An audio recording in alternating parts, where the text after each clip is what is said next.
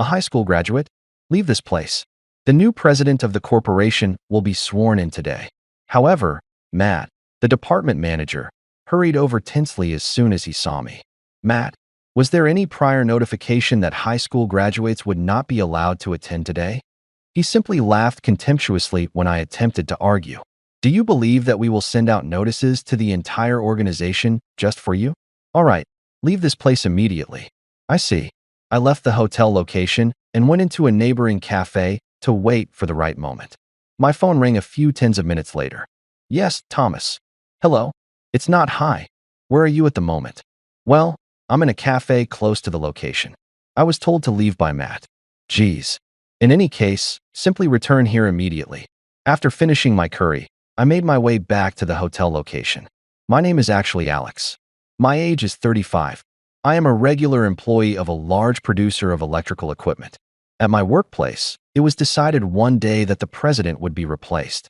In major firms, it is not uncommon for the founder, who is often old, to step down and be succeeded by their son. The company's new president, Thomas, was popular with the staff and had previously served as a director and vice president. The staff's reaction to the transition was largely positive. The new president's inauguration ceremony consequently turned into a lavish occasion. All employees were invited, in addition to business associates and leaders of related industries. Naturally, I went to the hotel location as an employee to witness the new president's inauguration. However, I ran into Matt, the department manager from the same department, at the door. Inside, I felt uneasy, and that intuition proved to be accurate.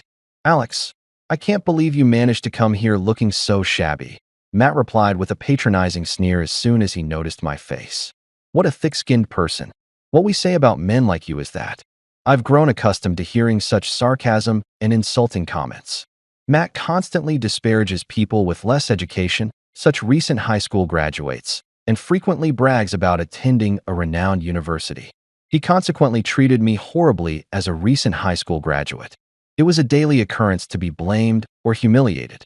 Well, I'm sorry indeed. I don't own custom-tailored suits like Matt. I mostly have suits from the suit section of department stores, all bought at discounted prices. However, I regularly send them for dry cleaning and iron them to smooth out any wrinkles. Even though I made sure not to appear embarrassingly shabby to others, I don't think I looked so shabby as to stand out among the other employees passing through the entrance. Well, I know that any counterargument I make will be returned 100-fold, so it's best to just let it slide. I quickly apologized and tried to pass by him. But at that moment, hey, where do you think you're going? There will be plenty of high-status individuals at the president's inauguration ceremony. You know, there's no way an uncultured, poor high school graduate like you should be allowed in. You're out of place here, so just leave already. Saying so, Matt firmly waved his hand as if to drive away something dirty. It seemed like he was in a bad mood that day, as he was persistently bothering me more than I anticipated. Of course, it's a well-known fact that all employees have the right to attend the inauguration ceremony of the new president. Even if it's an order from my immediate superior, I can't just obediently comply with it. Prohibiting high school graduates from attending was not mentioned in the employee newsletter distributed beforehand. Upon hearing that, Matt smirked and said, "Obviously, in a big corporation like ours, there's only one idiot high school graduate like you. Why would we bother making a special announcement just for you? Ignorant fools like you would only tarnish our company's reputation. So just leave already." I tried to continue my rebuttal, but he showed no signs of listening whatsoever. Hey, how desperate are you to attend? Are you just here for the dinner? This is why poor regular employees like you are so unfortunate. There's no seat for you here, so go home now and eat some cheap and tasteless food. It seemed like he really didn't want me to go inside under any circumstances. I asked for confirmation one last time. Am I correct in understanding that your statement, "Go home," is to be taken as a direct order? Of course. Don't make me repeat myself. It's not a place for a high school grad like you. Matt stated that firmly. As one of the employees, I was eager to attend the inauguration ceremony for the new president. However, I couldn't force my way through after being ordered by my immediate superior. I understand. I will comply with the order. With those words, I turned back. He watched me leave with a triumphant expression. You don't even have to bother coming to the company anymore. Useless people like you make no difference whether you're here or not. Listening carefully to those words, I left the hotel venue. Then, I entered a nearby cafe and quickly grabbed a simple dinner, feeling hungry. As time passed, and to ensure I wouldn't miss any important communication, I decided to stay relatively close to the hotel. I ordered a hot coffee and spaghetti napolitan, then settled into my seat to take a breather. Matt was incredibly persistent and insulting today. Perhaps he was feeling uplifted due to the inauguration ceremony of the well-respected new president. I'm used to being ridiculed for being a high school graduate. But just because my educational background is low, I highly doubt I've ever caused any trouble at work. Despite the frustration, I've been putting in years of effort to prove myself through my achievements. However, I've been realizing that overturning Matt's mindset is much more difficult than I initially thought. Since I was 5 years old, I've been living alone with my mother after my biological father disappeared. She raised me single-handedly ever since. My mother, who became pregnant with me at the age of 20, got married without any work experience. So even though she had to raise me alone, it wasn't easy for her to find a well-paying full-time job.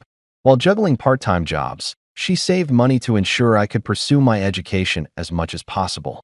However, when I was 17 years old, the strain took its toll on her health, and she became unable to work. I understood from a young age that we didn't have the money for me to attend a university. So while others around me were becoming university students as though it was a given, I had to accept that I would have to work as a high school graduate. My mother apologized to me many times, but I never considered myself unfortunate. I had seen firsthand all the efforts she had made for me until then. Now it's my turn. I want to be able to support my mom. That's what I've been thinking. After graduating from high school, I started working part-time at a nearby convenience store. As I wasn't particularly intelligent, I knew that even if I looked for work with just a high school diploma, I wouldn't find any decent job opportunities. I worked multiple part-time jobs, just like my mother did. Before sacrificing leisure time to work tirelessly every day, the only respite I found was occasionally learning boxing at the gym, owned by the owner of one of my part-time jobs. It was because the owner said that my physique was suitable and expressed a desire to teach me.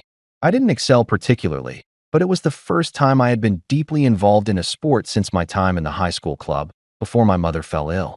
This sense of satisfaction from feeling stronger with every effort was enjoyable, making it my only source of pleasure. But by the time I turned 19, I couldn't afford to say such things anymore. My mother's illness worsened, and she was forced to be hospitalized. I had been diligently saving the money I earned from working, but it was simply not enough. Considering the possibility of a long hospital stay in the future, I realized that I needed even more money. After that, I took on even more work and quit boxing. I worked outside every day, except for sleep and meal times, but it still wasn't nearly enough. Out of desperation, I eventually found myself turning to gambling. At the age of 20, I started spending my free time at the horse racing track. There were times when I won and times when I lost, but overall, I was winning more often. Gradually, the idea of working seriously started to seem foolish to me. Should I just quit all my jobs and devote myself entirely to horse racing? One day, as I began to entertain such unstable thoughts, I went to the racetrack as usual. Having conducted thorough analysis with my own methods, I placed my bet with confidence and took my seat. As the race began, it unfolded just as I had anticipated, and there was no suspenseful moment that made my palms sweat. Amidst the crowd shouting loudly with excitement, I found myself strangely calm. Despite being in dire financial straits, I should have been more anxious. Perhaps I had a strange confidence that said, I can do this. Then suddenly, the person sitting next to me caught my attention. While most of the spectators stood up, shouted, and cheered, only the person next to me and I remained seated, hardly moving at all. That's why, for some reason, I couldn't help but be intrigued by that person. Glancing briefly at him, I saw a man in his late 20s to early 30s, wearing an expensive-looking suit and his hair neatly styled. To be honest, he seemed completely out of place in the surroundings. He didn't seem like he was in dire need of money, so I couldn't help but wonder why he was there in the first place. Was he simply enjoying horse racing as a hobby regardless of the prize money? Or perhaps he was amused by us, looking down on us as we tried to make money through gambling? His true intentions were completely inscrutable, even as I observed him. Then our eyes met. Well, no, I must have stared too much. Feeling awkward, I quickly averted my gaze. However, the man smiled warmly and started a conversation. Hello, it's my first time here, and I'm not quite sure what to expect. Did I seem out of place? Despite appearing older and seemingly more well-off than me, I was surprised by how humble the man seemed. And before I knew it, I found myself opening up to the older man I had just met, which surprised me even more. Then we hit it off and talked until we ran out of betting tickets. The conversation mainly revolved around horse racing, my unique analysis methods, and my feelings about horse racing, all seemingly trivial matters. However, since they were topics I couldn't discuss with people in my personal life, such as my mother or friends, I felt a great sense of relief. Being aware that we would never meet again allowed me to speak candidly and freely. I thought that would be the end of it. But several hours after parting ways at the racetrack, I unexpectedly encountered the man again in a surprising manner. The hometown where I've lived isn't exactly known for its safety. It's the kind of rural town where you might expect to see characters straight out of retro TV shows, rough-looking youngsters who wouldn't seem out of place in a gang. I have always had a good physique and a somewhat intimidating appearance since birth, so I have never been a victim of such incidents myself. But as I was leaving the racetrack and heading to the nearest station, I spotted a salaryman being mugged. Honestly, while I'd rather not get involved in any trouble, seeing such a clear incident unfold in front of me makes it impossible for me to just ignore it. What are you doing? I'll call the police. In response to my voice, the attention of the thugs naturally turned toward me. You got a problem, punk? Beat it. Dodging the thug's punch, I swiftly countered with a punch aimed at a vulnerable spot, knocking him out cold in no time. Even though it had been years since I quit boxing, taking down a few thugs was like a walk in the park for me, thanks to my experience in the ring. I'm saved. Thank you very much. I realized that the person who said that to me was the man I had talked to at the racecourse earlier, and I was truly surprised. Of course, the person seemed quite surprised as well. He seemed extremely grateful to me and invited me for a drink as a token of appreciation. We entered a nearby bar, and when he gave me his business card, I recognized him as a director of a major corporation that even I was familiar with. Although our conversation flowed smoothly, and I felt a sense of camaraderie developing, I couldn't shake the feeling that our worlds were fundamentally different. However, the time spent with that person, who was so approachable and made no distinction in class or age, was incredibly enjoyable and didn't make me feel the difference in our backgrounds or ages at all. Before I knew it, we had become drinking buddies. And since then, we have occasionally kept in touch and shared drinks together. Balancing multiple part-time jobs gradually wore me down, and I was plagued by a slight anxiety about whether it was okay to entrust my life to horse racing. During this time, my personal life was falling apart. But whenever I was with him, I could forget about the hardships. On one particular day, something happened. As usual, while drinking, we were engaged in casual conversation when he brought up something unbelievable. Would you consider joining our company? I couldn't believe my ears. I was momentarily taken aback by the literal meaning of those words. But as someone from the bottom rung of society, I couldn't fathom being invited to such a prestigious company. No matter how close we were, I thought it might have been a prank due to the drinking session, or perhaps I misheard. However, it seemed that neither of those was the case, and he genuinely seemed to be serious about inviting me to the company. No, wait a moment. As I mentioned before, I only have a high school diploma and no experience as a full-time employee.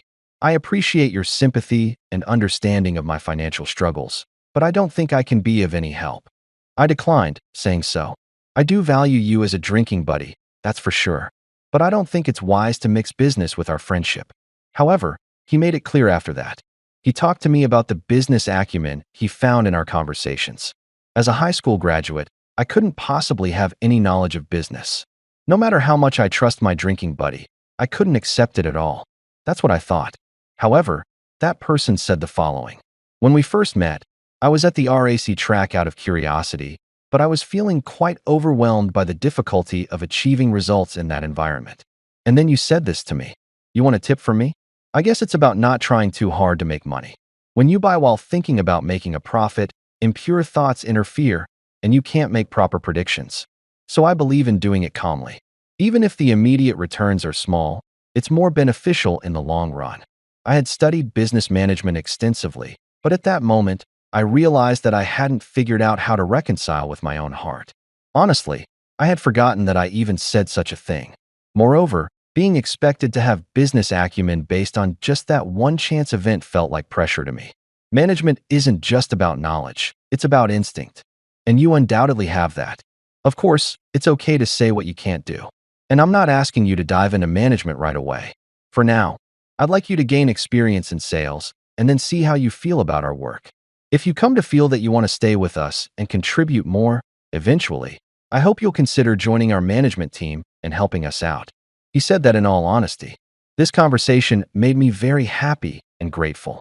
I still needed a lot of money to cover my mother's hospital bills, but honestly, I was reaching my limits with the exhaustion of working nonstop every day. But I couldn't afford not to earn. I wondered if I could hit the jackpot in horse racing. I couldn't help but feel incredibly anxious about how I was going to live on while entertaining such a dreamlike idea. So regardless of how it came about, the opportunity to become a full-time employee at a major corporation felt like a dream come true. However, being a high school graduate remained the biggest source of anxiety for me. That person sensed my anxiety and said to me, "That diploma stuff is garbage." I only graduated from a technical high school myself. So I made up my mind. And once I made that decision, I've been striving for 12 years to live up to those expectations. This marked the beginning of my encounter with President Thomas. As I finished eating my spaghetti and took a sip of coffee, my phone rang. "Hi, Thomas." As soon as I called, he answered with a flat tone. "It's not hi. Where are you right now?" Thomas and I are still drinking buddies even after joining the company. Since he got married 10 years ago, we've been getting along well as families, so I think I have a pretty good understanding of the atmosphere in his personal life. But I've never seen him so flat before. I'm at a cafe near the hotel. As I emailed earlier, I was ordered by manager Matt to leave because there's no seat for a high school graduate. So I left. Upon hearing my words, Thomas sighed in a somewhat relieved manner. It's refreshing in a way, or rather, what can I say? It's good to be obedient to your immediate superior, but from today onwards, things are going to be different, right? You could have said something like, "I'm a director now, so I can follow your orders," couldn't you? Certainly, it's as he said. As promised when I joined the company, I've become a director. At the same time, Thomas takes on the role of becoming the president. Matthew, who has been making sarcastic remarks to me all this time, will now become my subordinate. But just because the position changes doesn't mean I will change myself. So I couldn't muster the courage to be overly assertive. Despite saying that, I couldn't deny feeling a bit eager to surprise and humble Matt.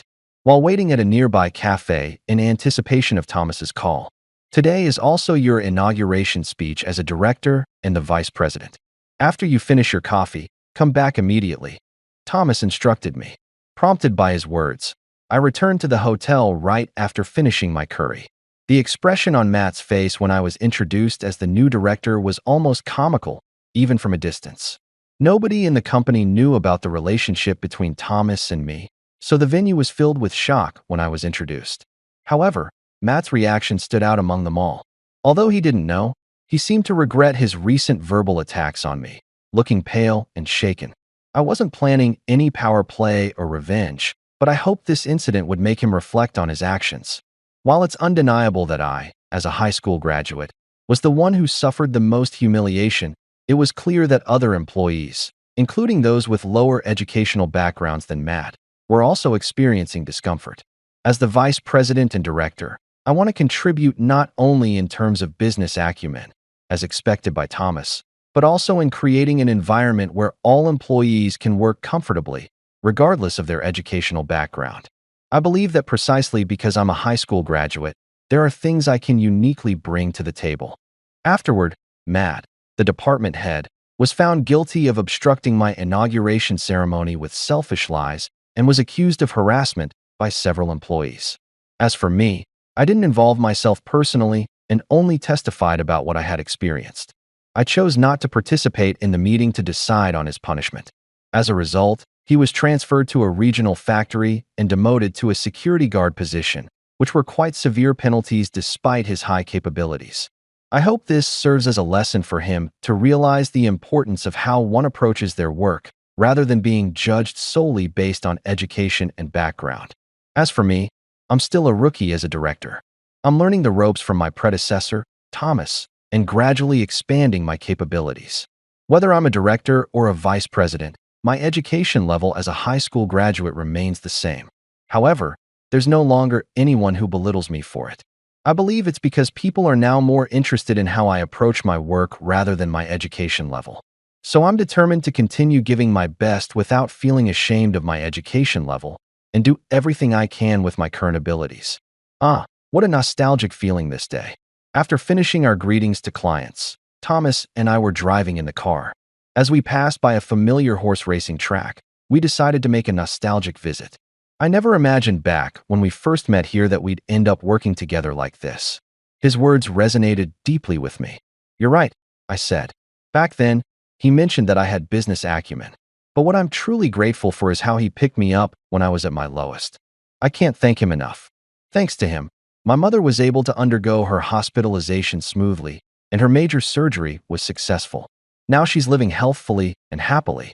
Even recently, when she heard that I was appointed as a director, she cried tears of joy. She understood all the efforts I had made. In the end, both of us lost that day. There was no problem in visiting the racetrack with nostalgic feelings, but knowing that he had encouraged me to bring my horse racing method to the company, I felt a desire to win since I had made the effort to come. I'm sorry we lost, I said upon my spontaneous apology. Thomas replied, I don't care about making profits. That's not what matters. I value nothing more than a commitment to facing things honestly and sincerely. In front of us, whether it was because he sensed my feelings or not, Thomas continued to reassure me, promising to help me however he could. Now, I want to devote myself wholeheartedly to my work so that I can be of help to Thomas.